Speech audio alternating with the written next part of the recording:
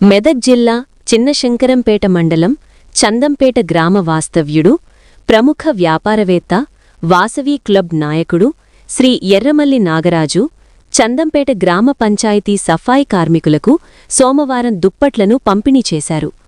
పంచాయతీ ఆవరణలో సర్పంచ్ నాయిని ప్రవీణ్ కుమార్ చేతుల మీదుగా ఈ పంపిణీ కార్యక్రమం జరిగింది. చలి తీవ్రత దృష్ట్యా కార్మికులకు అండగా నిలిచిన వాసవి క్లబ్ సేవలను సర్పంచ్ అభినందించారు. ఈ కార్యక్రమంలో పంచాయతీ సెక్రటరీ పద్మ, వార్డు సభ్యులు భూపాల్, రామకృష్ణ, స్వామి, గౌతమి, లావణ్య, మౌనిక పాల్గొన్నారు.